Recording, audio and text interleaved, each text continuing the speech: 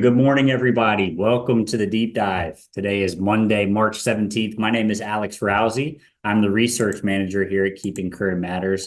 And thank you for starting your week with us here on the deep dive. We do this every Monday at 11 a.m. Eastern, and it's our goal to start the week off with one of the most important topics in real estate for you. So we really appreciate you being here and starting your week off with us. We're going to get right into it.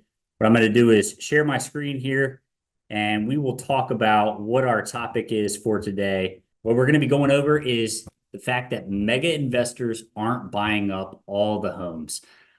This is an incredibly timely topic. It's something that we have seen floating around on social media for about a year now.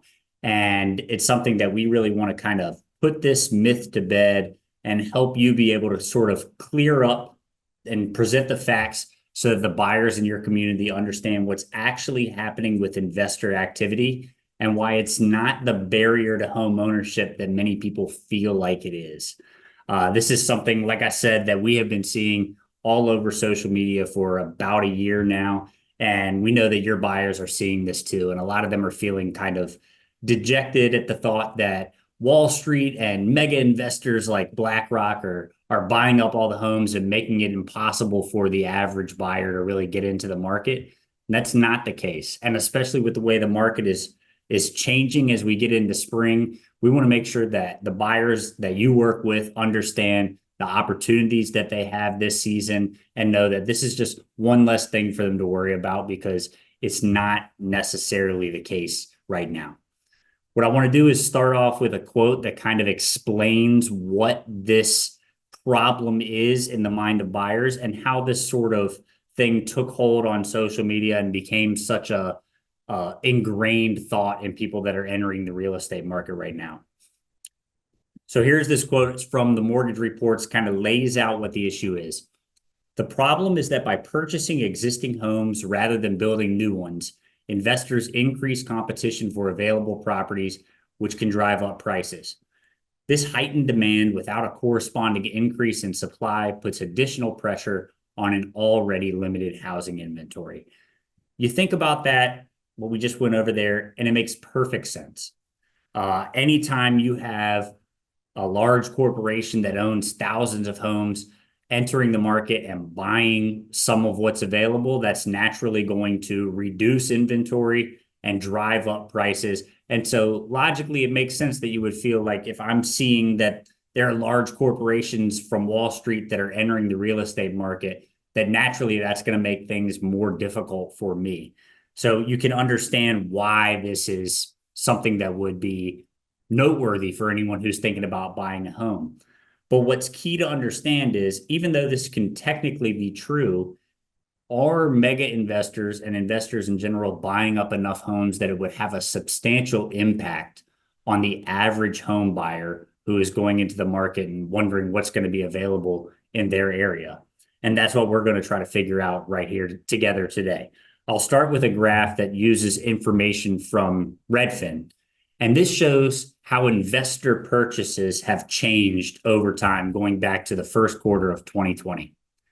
Now, this graph represents all investor types. So that's all the way from the large investors that own thousands of homes down to people that you probably know, maybe people that live in your neighborhood that are your neighbors that own just a couple of homes in town and rent them out. So all investors combined, what you can see here is investor purchases really took off pretty sharply throughout 2021, right to the start of 2022, where the average there in Q3 of 2021, investors were buying about 100,000 homes.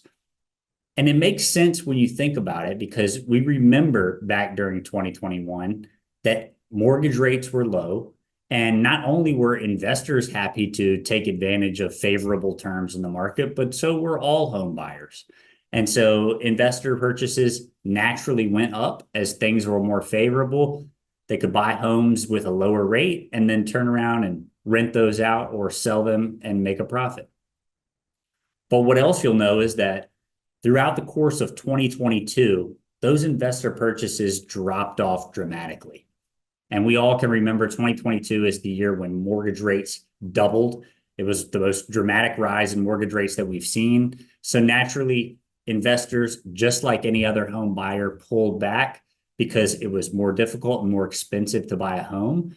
Rates weren't as favorable for them. And then we can see that investor purchases have kind of just stayed there in the 50,000 purchases per quarter range over the past couple of years. Another thing that you'll notice, the most recent information that we have, Q4 of 2024, you can see that investors are buying less than half of the homes that they were buying at their peak in Q3 of 2021.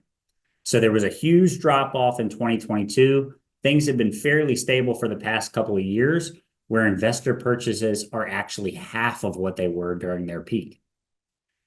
Something else that's important to understand about this and be able to explain to your buyers is it makes sense that this idea that Wall Street was buying all the homes entered the minds of so many buyers, because in 2021, investor purchases did skyrocket. And back then, inventory was lower than it is now. So investors buying 100,000 homes per quarter at a time when inventory was already much lower than it is now, that's going to have a fairly more substantial impact on the market. And that's something that people started hearing about. And so that has started to kind of be ingrained in social media and in buyers' minds to where they feel like this is just fact without having the most recent information to show that investor purchases have actually dropped off quite a bit.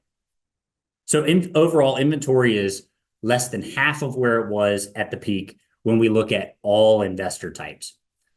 But what we want to do is really focus on mega investors, institutional investors. These are large corporations, Wall Street, that you've probably heard, that own over 1,000 single family homes. These are the ones that make the headlines, make the rounds on social media, that so many people feel like they've heard of, that are buying all these homes in the market.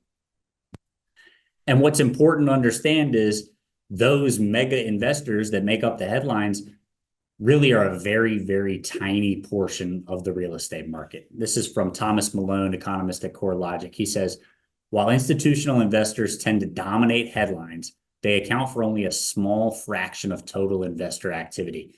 Most real estate investors are mom and pop landlords who own 3 to 10 properties. So the way we like to think about that is what you see on social media as investors, what your buyers are seeing on social media as investors, is naturally being painted as large villainous corporations that buy up thousands of homes, when in reality, most people who are investors are just your neighbors who owned a home and decided to move up and rent out their first home, stuff like that. We have numbers to actually put to this to really illustrate just how small of a portion of the market large mega institutional investors are taking up.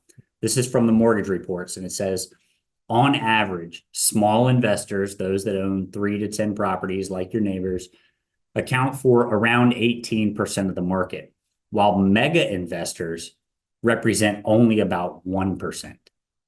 So this is a little bit of trouble in your mind to imagine that companies that are buying thousands of homes, way more than the average investor down the street, are actually accounting for such a small portion of the market. But it's true. Only about 1% of purchases are made by the large mega institutional investors. So before, the graph that we looked at overall investor activity to just see sort of how the market ebbed and flowed as rates changed through 2021 and into 2022. But let's really zero in on just the mega investors from Wall Street. What's happened with their purchases over time? This comes from Resi Club, and it's quoting research from John Burns Research and Consulting. And it shows that institutional landlords, those, like I explained earlier, that owned at least 1,000 single-family homes, still largely remain sidelined, only making up 0.3% of U.S. home sales in Q3 of 2024, compared to 2.2% in Q3 of 2021, and the all-time high of 2.4% in Q2 of 2022. So a few things right away. Mega investor purchases have obviously declined quite a bit. When at their peak, they're 2.4% of all purchases. And right now, as of Q3 2024, they're down to 0.3%. That's a dramatic drop off. But this is a trend that actually goes back further than just the peak of Q2 2022. This is from Realtor.com. It says, if you strip out the second and third quarter of 2020, we know the housing market was in chaos at that time. COVID-19 lockdowns effectively froze housing transactions. Big investor home purchasing activity has dropped to its lowest share in 7 years. Here's what that looks like. This is information. This is a graph that you're really going to want to put out there. As a reminder, if you're a KCM member, you have access to all of this with your membership.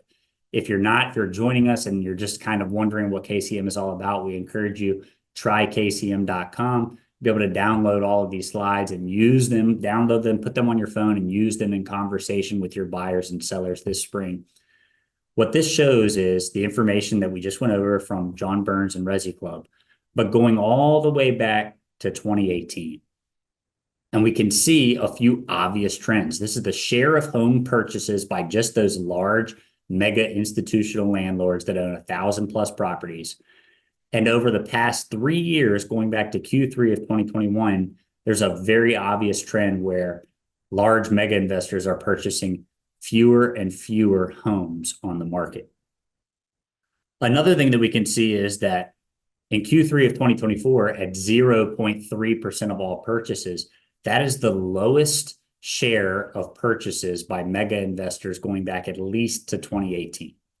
So really, investors, the large scale investors from Wall Street, are a very, very minor portion of the market right now.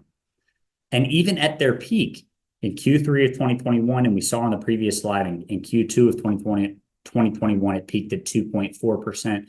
So even at their peak, just a little over 2% of all purchases made by large scale investors. So we've gone from what was never that large of a market share, just over 2%, and dropped from small to tiny at 0.3%. This is the kind of information you want to share with buyers because it's become so ingrained in the mindset of people entering the real estate market. There's a lot of great news for buyers as we enter the spring, and rates have come down a little bit and inventory is ticking up. And so this is something that you don't want people to be just sort of put off by the real estate market before they even see what's available, because they just think, I have no chance. Inventory is low. Wall Street's buying up all the homes. That's not the case. Share this information with them so they understand this is just one thing that you do not need to be worried about as you're coming into the market, and that things are really turning in favor of buyers that you're working with.